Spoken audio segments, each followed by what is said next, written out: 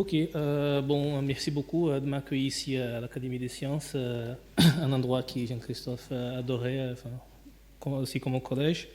Donc j'ai choisi pour titre Jean-Christophe Yokos en Terra Brasilis, donc juste pour faire une petite blague avec le fait que le Brésil s'appelle Terra Brasilis.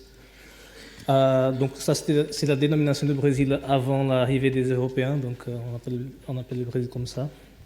Donc en effet, mon exposé est plus ou moins divisé en deux parties. Espace. Donc il y aura une petite partie, enfin une grande partie en effet historique, donc en gros raconter, comme Étienne disait, les rapports de Michel, Jean-Christophe et le Brésil. Et à la fin, si j'ai du temps, je vais raconter un peu quand même des maths. Pas directement des maths de Jean-Christophe, mais une très belle application d'un théorème de Jean-Christophe avec des collaborateurs allemands et brésiliens.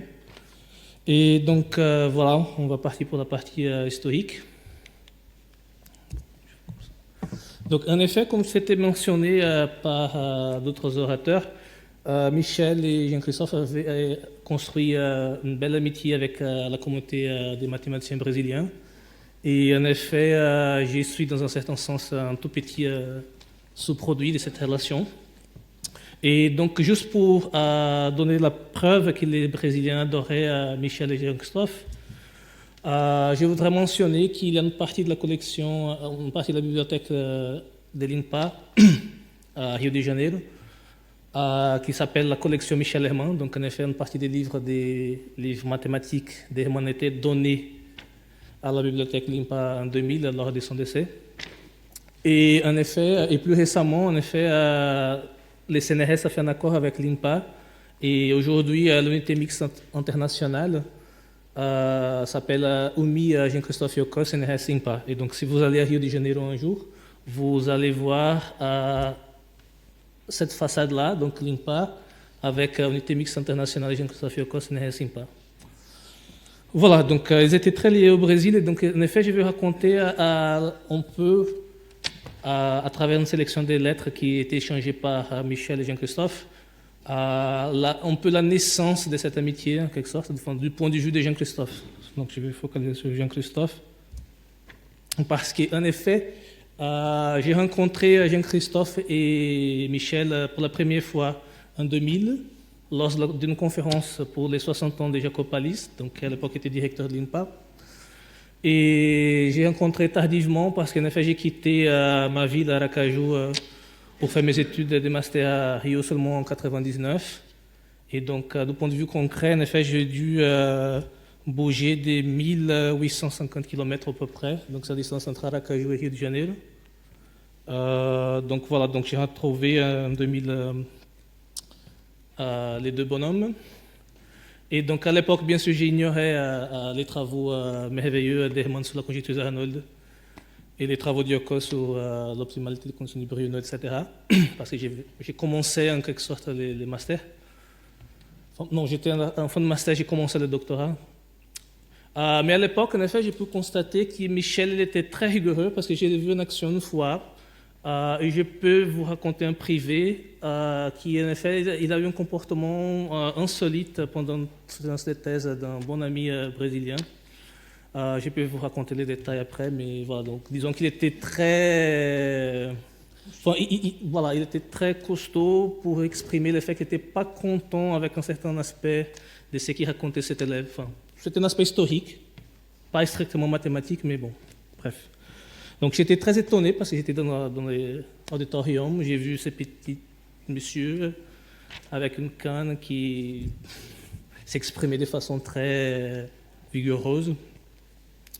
Et j'ai vu aussi, pendant la conférence de Pallis, l'exposé de Jean-Christophe. Je me rappelle très bien. Et en effet, j'étais étonné parce qu'il aimait la précision. Donc, il n'a pas hésité à commencer son exposé par définir toutes les notations. C'était très compliqué pour moi parce que je connaissais à peine la notion de qu'est-ce que c'était un fer à cheval. Et il parlait déjà des objets encore plus compliqués que ça, c'est ce qu'il appelle le fer à cheval dans une forme hyperbolique. Et par ironie de destin, en effet, j'ai assisté à un exposé que je n'ai pas compris au bout de 5 minutes, parce que bon, c'était ma faute, je n'avais pas les bagages mathématiques pour ça. Mais en effet, par ironie du destin, j'allais travailler avec Jean-Christophe et Pallis en 2009. Donc je savais, bon, à l'époque, on ne savait pas ça, mais c'était un peu drôle. Donc en effet, même si j'ai raté qu'est-ce qu'il voulait raconter à cette époque-là, ça allait revenir sur mon chemin. Donc, en effet, comme je vous avais dit, j'ai rencontré Michel pour la première fois en 2000. Donc, en particulier, je n'ai pas pu côtoyer Michel parce qu'il est décédé la même année, comme c'était déjà raconté ici. Mais par contre, je suis venu définitivement en France en 2007 pour faire un postdoc au Collège de France avec Yokos. Et c'était une immense chance de devenir ami et co-auteur fréquent d'un de mes grands héros mathématiques. Et c'est parce qu'en effet, c'est avec Jean-Christophe que j'ai appris à être un mathématicien professionnel. C'est mon maître à penser, c'est clair, et je regrette sa disparition en 2016. Mais bon, parlons de bonnes choses. Cette amitié avec Jean-Christophe a fait que j'ai eu j'ai pris beaucoup de plaisir et c'était un immense honneur pour moi d'accepter l'invitation de la famille de Jean-Christophe, notamment ses frères et son fils. Et je suis devenu responsable pour les archives mathématiques de Jean-Christophe. Et parmi les petits trésors, en effet, bon, si vous êtes curieux, je commence à disponibiliser les fichiers sur un site à l'image de ce que Jean-Christophe a fait pour Michel. Donc, quand Michel est décédé, Jean-Christophe a invité ses amis proches pour réviser les archives d'Hermann. J'essaie d'imiter à ma façon. Donc, en effet, je contacte les collègues. Donc, avec Alain Chancinet, on a fait un petit bout de morceau sur les configurations centrales. Avec Patrice, on a fait un autre petit bout. Et voilà. Donc, en effet, j'essaie d'imiter Jean-Christophe, bien sûr. Et pour les archives. Et dans ces archives, on trouve des petits trésors, bien sûr.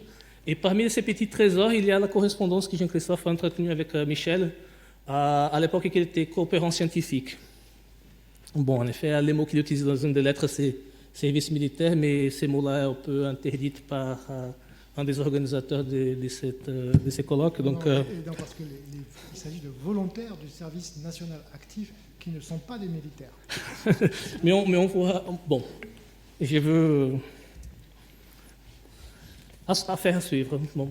Ok, donc en effet, je vais commencer à montrer les lettres maintenant. Donc c'est des lettres entre 80 et 83. Et donc je commence par une lettre mathématique. Donc je ne sais pas si c'est très lisible. Donc c'est une lettre de Jean-Christophe et de cher Michel. J'ai écrit ces petits mots à propos de mon article sur la conjugaison sans fini. Donc en gros, ce qu'il faut retenir ici, c'est qu'il cherche à raconter à Michel ses progrès sur ce que Bassam appelait le théorème optimal. Donc c'est un article qu'il a écrit en 84 paru aux Annales de l'ENS, qui en gros c'est la version, c'est la conjecture d'Arnold version optimale.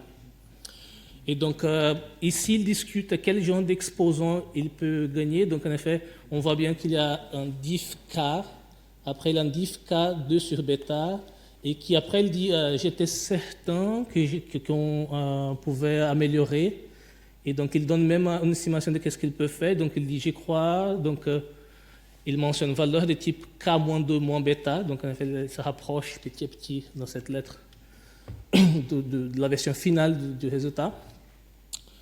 Et il dit qu'il est très optimiste, donc il va faire taper, corriger, qu'il va envoyer à Michel Hermann. Donc ça, c'était une lettre un peu, disons, mathématique, mais c'était pas, les relations étaient un peu entre maths et une relation élève-maître qui était presque père-fils. Donc, par exemple, la deuxième lettre, c'est pas très visible non plus, mais je peux résumer. Donc, il dit au début, j'espère, donc dans le premier paragraphe, donc la deuxième phrase, j'espère que ton GNU s'est amélioré depuis que tu m'as écrit. Octobre et novembre étant en général humide, cela doit être pour toi la période la plus pénible. Donc en effet, il y avait dans les lettres, on trouve des questions, des rapports personnels et des maths aussi. Donc on voit bien après qu'il parle d'un papier péadique, qui par ailleurs c'est l'unique papier Hermann Yokos. Et il dit aussi qu'il va proposer à Palise son papier qu'ils ont écrit sur le théorème de Pessin.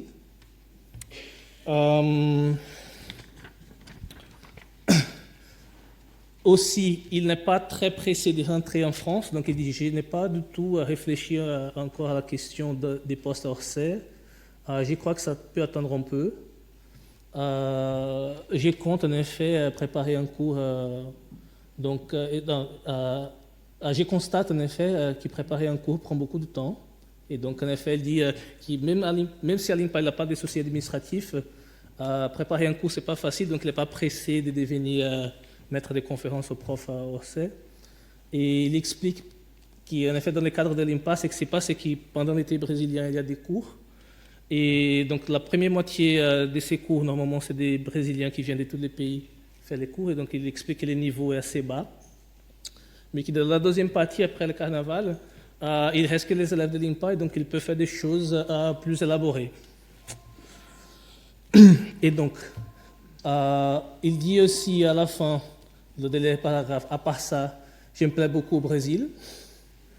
Et à l'INPA en particulier, il mentionne pour Noël, j'ai fait 15 jours dans le Nord-Est, donc Belém, Fortaleza, São Luís, avec une amie. Bon, en effet, Marguerite a déjà dévoilé quel est le nom de l'amie, c'est Dalva, donc elle a la famille là-bas.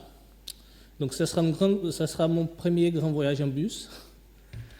Et voilà, donc c'est comme ça que ça se finit cette deuxième lettre. Ah oui, j'ai cru pendant 3 jours avoir démontré Ziegel, et voilà, après il continue. Donc, la troisième lettre, bon, c'est dommage que je n'ai pas pu faire un travail raisonnable avec mes photocopies, mais je peux vous lire au moins. Donc, en effet, dans cette troisième lettre, il commence par dire « Le Brésil s'arrête d'ici 10 jours ». Et pendant 1 mois, parce que c'est la Coupe du Monde de 82.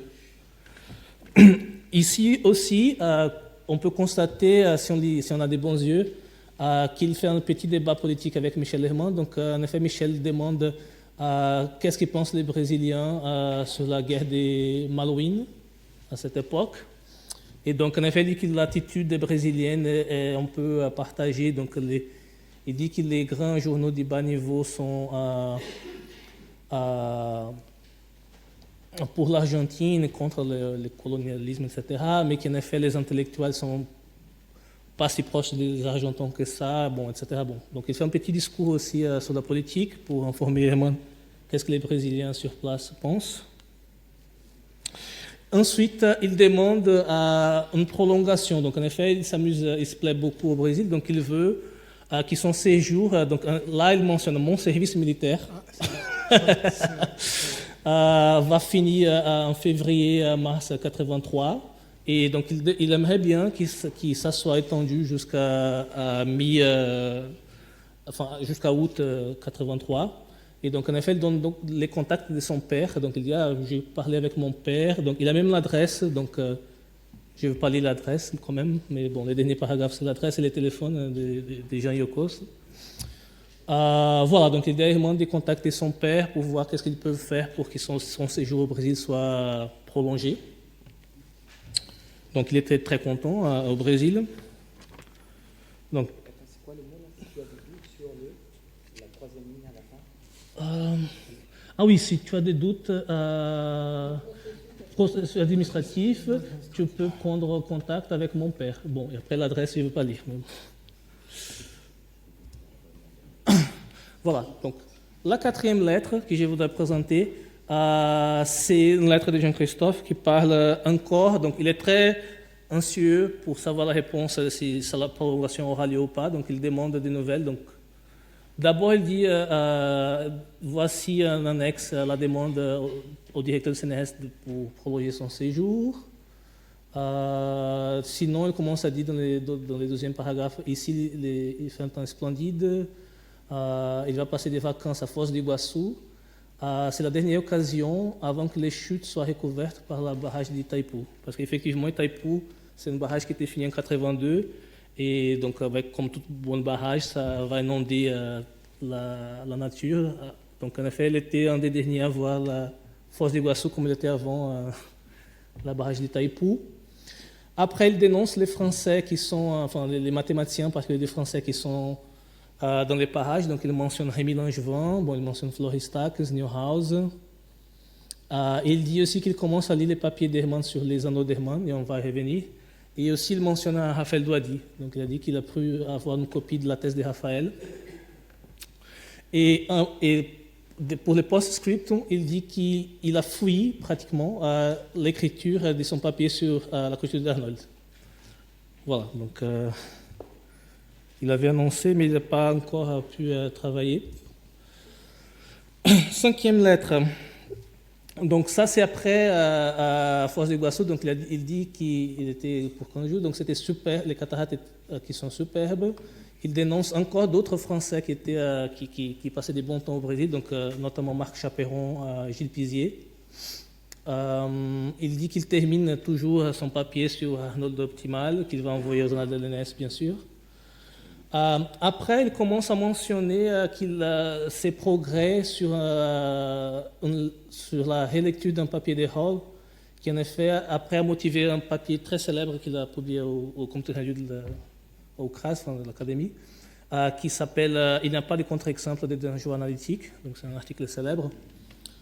Et aussi, il dit qu'il était en train d'être rapporteur pour un autre article, et il dit que le fait qu'il soit rapporteur, c'est un secret de Polichinelle, parce que Marc était au courant. Voilà, il dénonce entre parenthèses.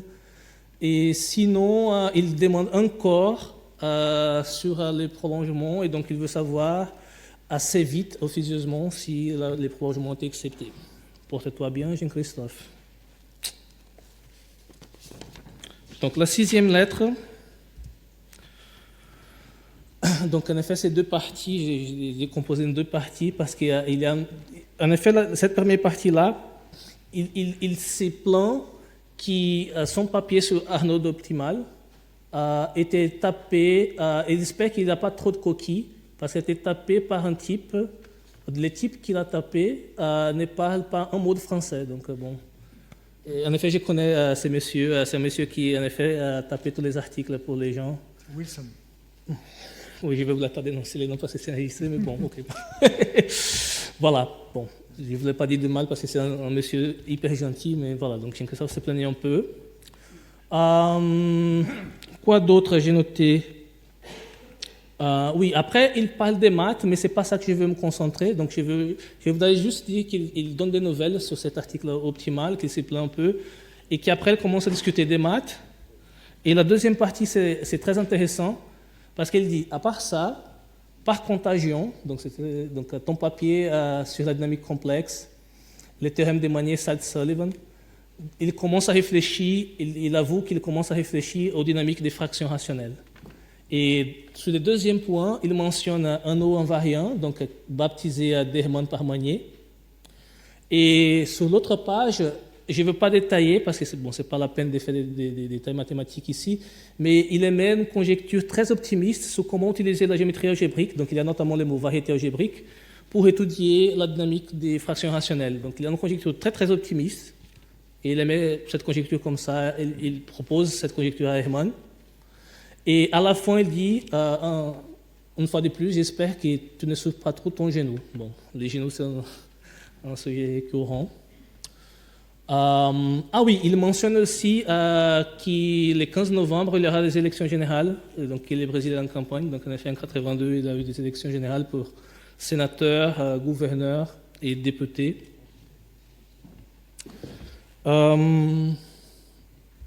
Donc, 7e lettre. Donc là, c'est intéressant, c'est une lettre d'Hermann à Jean-Christophe.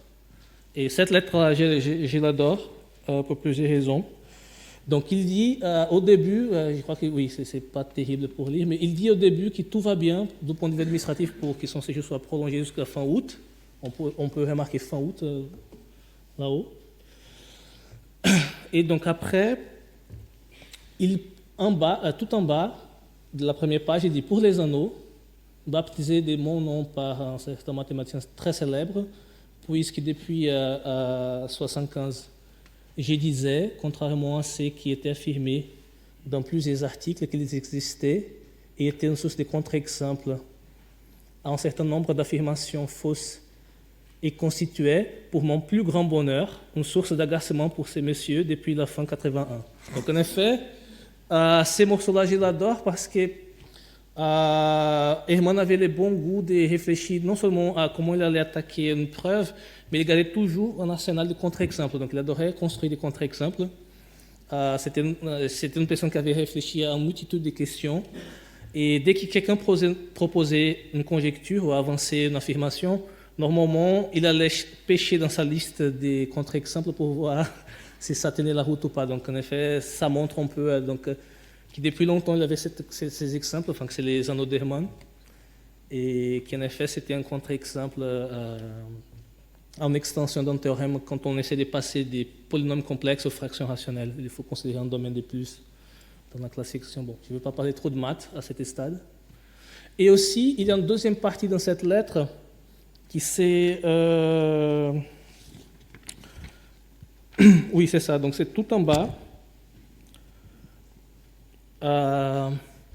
Il dit... il mentionne quelque chose, donc je ne vois pas, etc. Et après, il souligne, je serais très heureux de savoir comment tu le fais. Donc en effet, normalement, Jean-Christophe me disait que ça, c'était les prérogatives de quelque chose qui allait échouer. Donc en effet, ça, c'est une phrase qui a un rapport avec cette conjecture que j'avais mentionnée tout à l'heure sur comment utiliser la géométrie algébrique pour étudier les fractions rationnelles. Donc en gros, Hermann ne croyait pas trop à ce que Jean-Christophe disait. Et en effet, si on lit la suite des lettres, il propose des contre-exemples à ce que Jean-Christophe avançait. Et voilà la réponse de Jean-Christophe. Il donne une heuristique, en effet, pourquoi il semble qu'il pourrait au moins sauver une partie de sa conjecture. Mais à la fin, il admet quand même, il dit, à part ça, donc tout à la fin de la première...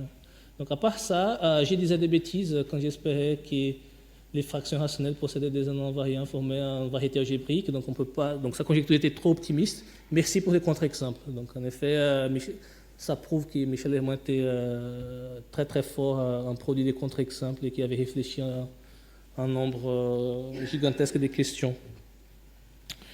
Et la dernière lettre, donc pour clôturer la partie historique.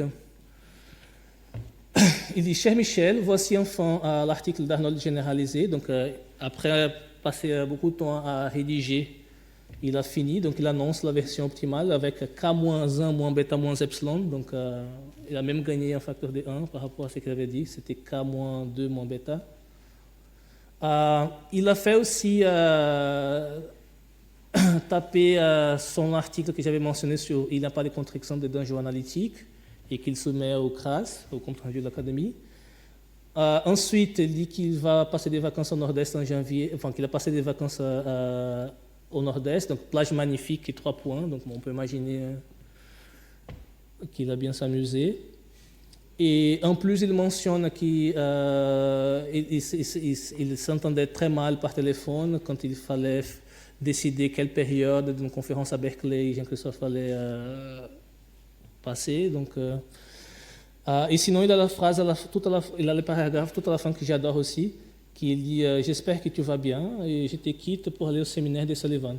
Demain commence le carnaval, je vais défiler. » Et donc, ça peut paraître une phrase très abstraite en France, mais selon Wikipédia, défiler, ça signifie ça.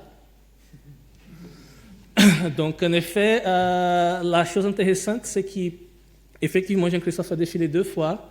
La première fois, il était champion avec Império Serrano. Et la deuxième, il était presque dernier. Donc, il a connu les 2 buts du ranking des défilés des écoles de samba. Voilà, donc ça, c'est pour la partie historique. Maintenant, je veux essayer de vous raconter quand même un peu de maths, si j'ai le temps. Donc, en effet, comme je l'avais dit, je ne vais pas raconter directement en termes de Jean-Christophe, mais je vais raconter une application que je crois qui peut vous faire écho. Je ne sais pas, bon, je vais le tenter. Je me lance dans l'exercice. Hop. Donc, en effet, comme je l'avais dit, j'ai eu l'énorme chance de devenir co-auteur de mon héros mathématique. Et donc, en effet, on a écrit 7 articles en plus. En effet, il y a des choses en cours, mais bon. Et parmi ça, j'estime que notre article avec Martin Möller est de loin le plus beau. Et donc, en effet, cette photo-là, c'est une photo qui était prise lorsqu'on travaillait sur cet article. Elle était prise à l'Institut Mittag-Leffler, donc qui au Cornelius en faisait allusion. C'était en 2010, donc pendant la conférence qu'on a mentionné aussi, quand Christophe avait été très content là-bas. Et c'était une photo qui était prise à 6h30 du matin. Bon, pour ceux qui connaissent Christophe, ça c'est pas étonnant. Mais voilà, donc en effet, ça c'est une photo, on regarde les tableaux, on regarde un peu des matrices, etc. Et ce travail, que j'aime beaucoup, il m'a marqué parce qu'en gros, ce qu'on fait dans ce travail, les grandes lignes, c'est la chose suivante. On essaie d'attaquer des problèmes sur ce qu'on appelle les exposants Lyapunov. Donc, c'est des quantités, c'est des nombres réels qui mesurent les chaos dans un système dynamique, en quelque sorte. Donc, c'est un objet de système dynamique. Et pour étudier ces exposants Lyapunov, on a utilisé des outils qui ne sont pas habituels dans cette partie de dynamique. Donc, en effet, on a fait appel à la théorie de Galois. Donc, c'est un peu étonnant si on pense au fait que les exposants Lyapunov ont la tendance d'être des nombres transcendants. Mais bon, quand même, on utilise la théorie des Galois et on utilise le théorème de Ziegler et Faltings qui était mentionné par Marguerite. Et donc, en effet, je suis très content de ces papiers. Mais malheureusement, donc voilà, une photo de Jean-Christophe en train de faire un cours au collège expliquant ce théorème. Et en bas, on peut voir Ziegler, enfin, on voit juste le E, G, E, L et Faltings. Donc, on voit Ziegler et Faltings. Et en effet, ça, c'est une photo qui était prise presque au même moment de l'autre photo qui fait partie de la fiche de ce colloque. En effet, il fait ça et après, il fait avec les doigts comme ça. C'était les photographes du collège qui ont pris les photos. Donc, je suis assez fier de ce théorème. Mais malheureusement, je ne peux pas vous raconter en quelques minutes ça parce que, bon, c'est un peu compliqué de raconter théorie des Galois, Faltings et Lyapunov. Mais ce que je peux vous offrir, pour me faire pardonner, c'est une application. Donc l'application, c'est la suivante. Dans les années 80, il y a un mathématicien qui s'appelle Sergei Petrovitch Novikov. Il était intéressé par les trajectoires d'un électron semi-classique dans un métal sous l'influence d'un champ magnétique uniforme. Donc, en effet, ce qui se passe, si j'ai bien compris du point de vue physique, qu'est-ce qui se passe, l'idée c'est que l'électron, comme l'énergie est quantisée, il va bouger dans ce qu'on appelle les surfaces de Fermi. Donc, il est constant à une surface, qui s'appelle la surface de Fermi. Et le fait d'avoir mis un champ magnétique, ça veut dire que le champ magnétique est uniforme, donc ça veut dire qu'il est constant le long d'une direction. Donc ça veut dire qu'en effet, on est en train de prendre cette surface, la découper par des plans qui sont orthogonaux à la direction du champ magnétique, et l'électron doit se balader dans l'intersection de la surface avec l'hyperplan.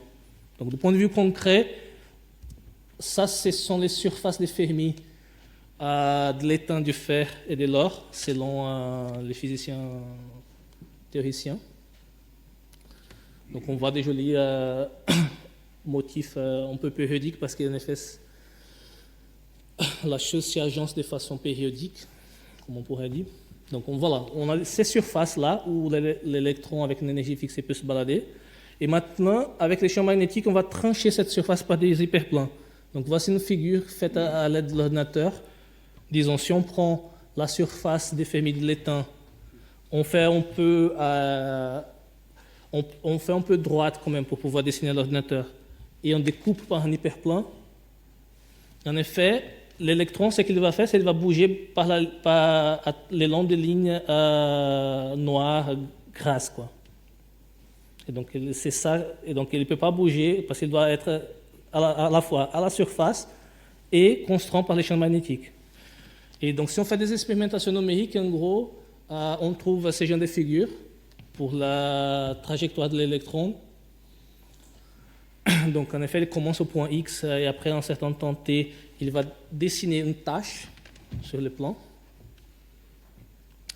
En effet, pour les gens qui aiment les mots savants, en gros, ce qu'on est en train de faire, c'est les feuilles d'un feuilletage de cette surface, mais bon, ok. C'est une tache. Les feuilletages n'existaient pas, c'est une tache qui est en train de grandir avec le temps, Elle est en train de grandir avec le temps. Et la question de Novikov, c'est qu'est-ce qui arrive à cette tache? Et donc, qu'est-ce qui arrive à cette tâche? On peut dire la chose suivante, on peut se demander quel est le taux de diffusion à l'infini de cette tâche. Donc, comment elle grandit? Donc, qu'est-ce que c'est les taux de diffusion? Les taux de diffusion, c'est la chose suivante. On va mesurer la distance du point de départ et le point après temps t, ça donne une distance, disons 10 mètres. Par une raison technique, on prend les logs, bon, vous pouvez oublier les logs, et après on compare par rapport au temps qu'on a attendu jusqu'à voir ces deux points. Et donc ces quotients, ça va converger vers un chiffre, gamma, qui c'est le taux de diffusion. Et donc, quels sont les taux de diffusion possibles? Et donc, en effet, la question de Novikov, c'était quel est le taux de diffusion pour ces problèmes-là? Donc, dans un cadre d'harmonie, en quelque sorte, donc si il n'y avait pas d'obstacle, on verrait juste une croissance linéaire. Donc, s'il n'y a pas d'empêchement dans la surface, l'électron va juste bouger le long d'une droite et c'est tout. Et donc, une droite, si on la parcourt à vitesse 1, la distance c'est exactement le temps et donc le quotient c'est parfaitement 1. Donc, dans un cadre d'harmonie, on s'attend à que gamma soit 1. Par contre, si on est dans un cadre chaotique, on pourrait imaginer que la tâche ressemble un peu au mouvement brownien, quoi. Donc en gros, la particule va bouger un peu de façon aléatoire dans le plan. Et si on a un vrai mouvement brownien, on sait que par ce qu'on appelle le théorème central limite, enfin, qui évoque les courbes cloches, etc., ces rapports doivent être 1,5. Pourquoi? Parce qu'en gros, si on se souvient du théorème central limite, il y a toujours une racine de t qui apparaît quelque part. Donc, en gros, 1,5, c'est le rapport entre les logs des racines de t sur log t. Et la question de Novikov, c'est bon, est-ce qu'on est plus proche de l'harmonie ou du chaos, Et le théorème qui est dû à Avila, Huber et Skripchenko, qui utilise les résultats qu'on a obtenus avec Jean-Christophe et Martin Möller, c'est que ces taux se trouvent strictement entre le chaos et l'harmonie. Donc, c'est plus grand qu'un demi, c'est ça la partie difficile à faire, et c'est plus petit qu'un. Et donc voilà, c'est plus rapide qu'un mouvement brownien, mais c'est pas complètement linéaire, quoi. Et c'est une bonne question en effet de savoir précisément où se trouvent les gammas, c'est les plus proches d'un demi ou plus proches des 1. On ne sait rien. Bon, j'ai discuté un peu avec Pascal sur ça, mais bon. C'est une bonne question. Donc pour finir, je vais vous montrer encore une photo de Jean-Christophe. Bon, je vais montrer une photo de Jean-Christophe en Terra Brasilis, mais cette fois-ci 10 ans plus tard, enfin, par rapport à la première fois que je l'ai rencontré à Rio. Et c'est une photo en effet d'un nain entre les épaules des géants. Merci.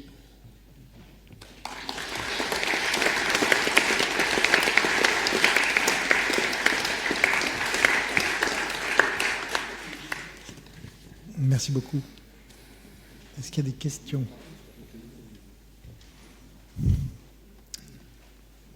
On n'a pas d'estimation plus précise de gamma, quand même, parce que entre les deux, c'était quasiment évident pour le physicien. Mais voilà qui est gentil. par exemple, dans le mouvement brownien, on a des valeurs rationnelles des fois, d'autres fois on trouve... Bonne question. En effet, bon, je ne veux pas... bon, comme mathématicien, je ne vais pas raconter des choses que je n'ai pas encore démontrées. Mais ce que je peux dire, c'est qu'en effet, il se peut qu'on puisse faire des bonnes expérimentations numériques de la façon suivante. L'idée, c'est que, bien sûr, ces tâches elles sont régies par un système dynamique très particulier. Et en effet, les théorèmes de Avila, Huber et Skripchenko a un rapport avec l'explosion de Lyapunov. Donc, l'idée, c'est de relier les taux de diffusion à l'explosion de Lyapunov de l'entropie, de la mesure d'entropie maximale pour ce système. Maintenant, si on arrive à démontrer que la mesure d'entropie maximale est approchée par les orbites périodiques, on peut lancer des expérimentations numériques le long des orbites périodiques pour approcher la valeur. Et donc, mais ça n'était pas encore fait. Bon, si, des expérimentations numériques étaient faites, mais elles ne sont pas justifiées parce qu'on n'a pas encore démontré les théorèmes qu'on peut approcher par des orbites périodiques. Donc, du point de vue mathématique, je préfère dire je ne sais rien.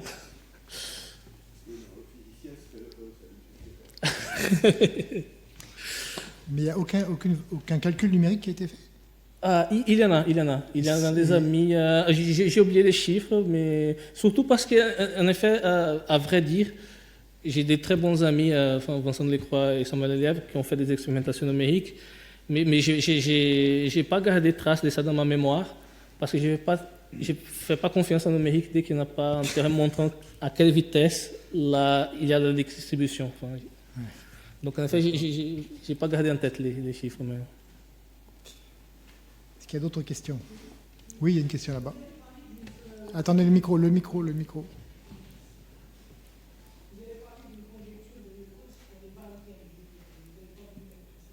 Vous pourriez le faire, s'il vous plaît. Oui, c'est un peu technique. Je crois que... oui, c'est un peu technique. Mais son idée, en effet, c'était toujours cette histoire qui... quand on va regarder les fractions rationnelles, on peut les décrire avec un nombre fini de paramètres si on fixe les degrés, par exemple. Une fraction rationnelle, c'est un quotient des deux polynômes. Donc on peut fixer les degrés de ces deux polynômes. Et donc, en effet, si on commence à bouger les coefficients, on commence à changer le système dynamique.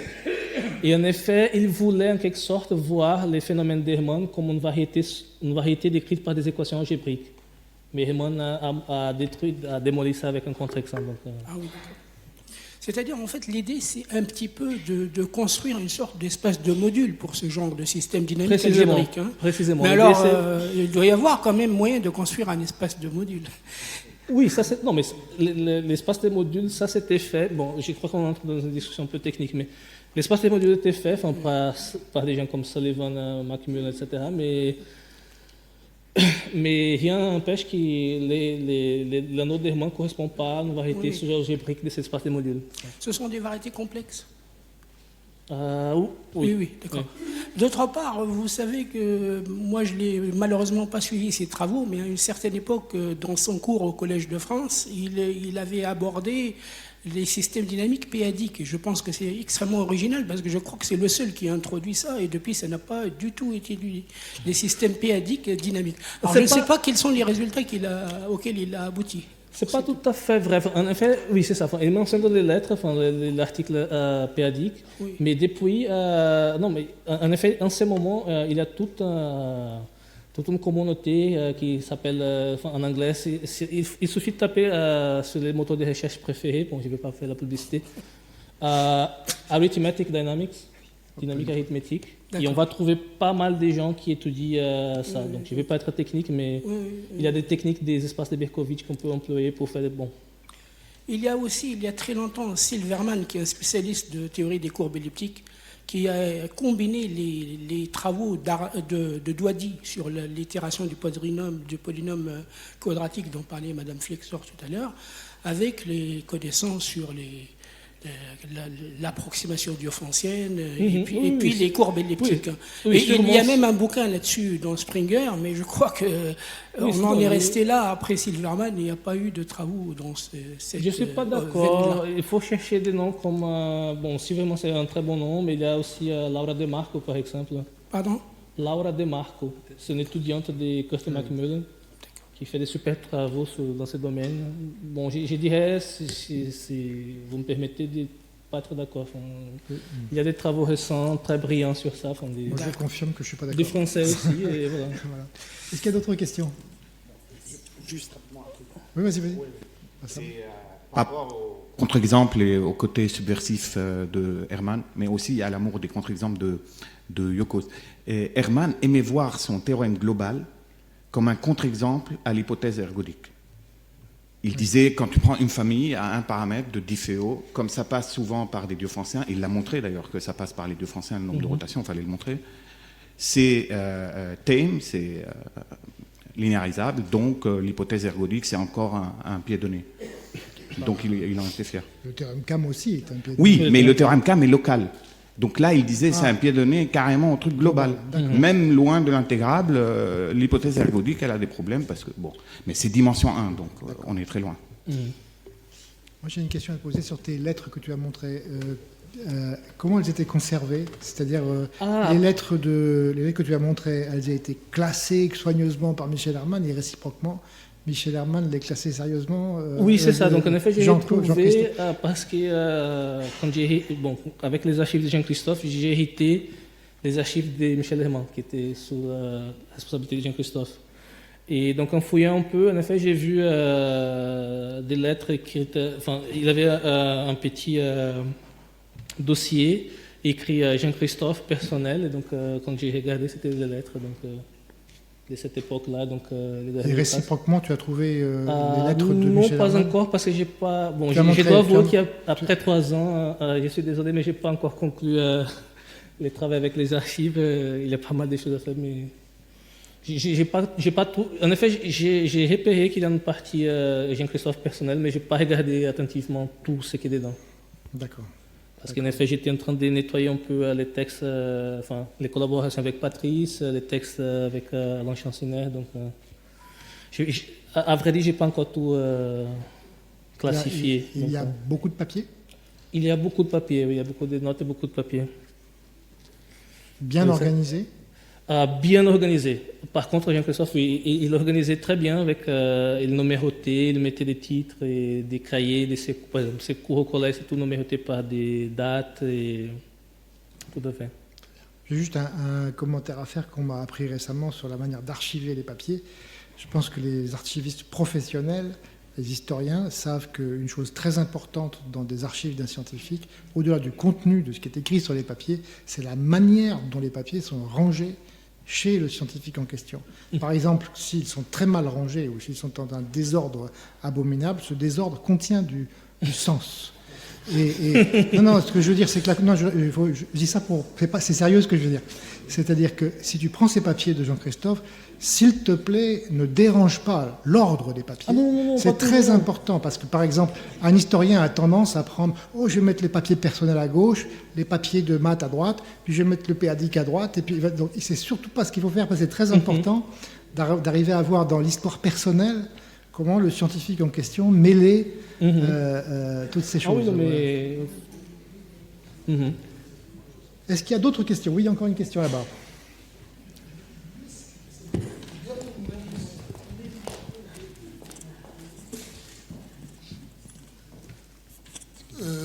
J'ai juste assisté à un cours. Je n'ai rien compris parce que ces derniers cours au Collège de France portaient sur les surfaces à petits carreaux. Oui, donc, je ne sais pas si vous pouvez nous en dire un petit mot là-dessus. Oui, sans être technique, donc en effet, oui, ce que je peux raconter, en effet, c'était un de ces derniers cours, mais pas tout à fait le dernier. Mais en effet, une chose que je peux profiter pour dire clairement, c'est que même si les sujets auxquels Jean-Christophe a travaillé le long de sa carrière semblent un peu différents, donc par exemple la dynamique complexe, les diffus de cercle, les surfaces à petits carreaux, tout ça a une certaine unité. Donc en effet, il est arrivé aux surfaces à petits carreaux parce qu'il voulait, donc une fois qu'il a obtenu le théorème optimal, ce théorème CAM, il voulait étendre ça à d'autres cadres. Et il s'avère que les surfaces à petits carreaux, donc c'est des surfaces qu'on peut construire avec des jeux de Lego. Donc en effet, il suffit de se donner un nombre fini de carrés et après coller les côtés des carrés et les agencer pour produire des surfaces. Et si on fait ça, on obtient des systèmes dynamiques très très riches sur ces surfaces, qui c'est ce qu'on appelle les flots de translation. Donc c'est une généralisation d'une rotation. Et en effet, ce que Jean-Christophe a entrepris avec Pierre Moussa et Stefano Marmi, c'est l'extension de la théorie CAM des diffus de cercle au cas des échelles d'intervalle et flots de translation. Donc en effet, il n'a jamais changé de cap dans un certain sens, il a juste passé à la chose suivante, quoi. Donc il a un sens d'unité, même si on ne voit pas très bien, parce que les sujets sont apparemment différents. Mais en effet, il y a un certain sens d'unité dans les maths de Jean-Christophe. Mais voilà, la réponse courte, c'est que les surfaces à petits carreaux, c'est des surfaces qu'on obtient en prenant un nombre fini de carrés et les agençant par des récollements abstraits, des récollements mathématiques. Est-ce qu'il y a d'autres questions encore? Je crois que oui. Oui. Claude. C'est pas vraiment une question, mais juste deux remarques ou deux anecdotes sur, en particulier, la période que tu as mentionnée, 83, lorsqu'il était au Brésil. En fait, en 83, j'étais étudiant et j'assistais à un séminaire où il y avait Michel Herman. Et bon, Michel Herman, dans les séminaires, était joyeux quand il avait trouvé un contre-exemple, mais sinon assez sévère. Et un jour est arrivé Jean-Christophe, il revenait exactement du Brésil. Et là, j'ai vu dans le regard de Michel une tendresse qui était quelque chose de vraiment, enfin je m'en souviens encore maintenant, quelque chose d'assez extraordinaire vis-à-vis de Jean-Christophe. C'était vraiment filial dans un sens très très fort, à la fois de fierté et vraiment de tendresse. Alors avec toutes les complications que peuvent avoir les relations père-fils, parce que l'autre chose dont je me souviens, enfin l'une des autres choses dont je me souviens, c'est que quand Jean-Christophe a eu le médaille Fields, le commentaire de Michel, ça a été de dire « il était temps que quelqu'un dans le domaine des systèmes dynamiques ait la médaille Fields ». Oui, mais c'est vrai que oui, cette relation, en effet, si je me souviens bien, dans la Gazette qui était mentionnée par plusieurs orateurs, Jean-Christophe mentionne une anecdote aussi qui, en effet, Michel Herman est allé jusqu'à appeler ses parents sans la connaissance de Jean-Christophe, parce qu'il était très inquiet que Jean-Christophe jouait beaucoup aux échecs et dédiait pas du temps aux maths. Et donc, en effet, c'était une relation vraiment Filiale. Filiale, quoi. Voilà. C'était, Encore des questions, des commentaires? Alors, je vais remercier tout le monde. Je vais commencer par remercier les conférenciers. Je suis assez fier, à vrai dire, parce que on a réussi à faire une journée qui était, je crois, humaine. Enfin, on a compris le rapport, on vient d'en parler, un rapport filial entre deux mathématiciens. On a vu beaucoup d'émotions, on a vu du plaisir, on a vu aussi un peu d'agressivité, on a vu aussi de la gentillesse, parfois de la méchanceté, de la dureté. On a vu tout ce qui fait un peu les êtres humains et donc les mathématiciens. Donc je trouve qu'on a passé une bonne journée. En tout cas, je vous remercie beaucoup les conférenciers. Je remercie Alain qui était au début, il voulait mettre des formules. Merci beaucoup Alain. Merci tout le monde. Voilà, je crois qu'on a rencontré deux personnages absolument remarquables et qu'on n'oubliera pas. Donc merci à tous ceux qui sont venus. Et revenez à nos séances. On fait des séances comme ça très souvent, et pas seulement en mathématiques. Venez découvrir des physiciens, des biologistes. Vous verrez, ils sont aussi très sympathiques et aussi parfois un peu durs aussi. Voilà. À la prochaine. Merci beaucoup. Merci.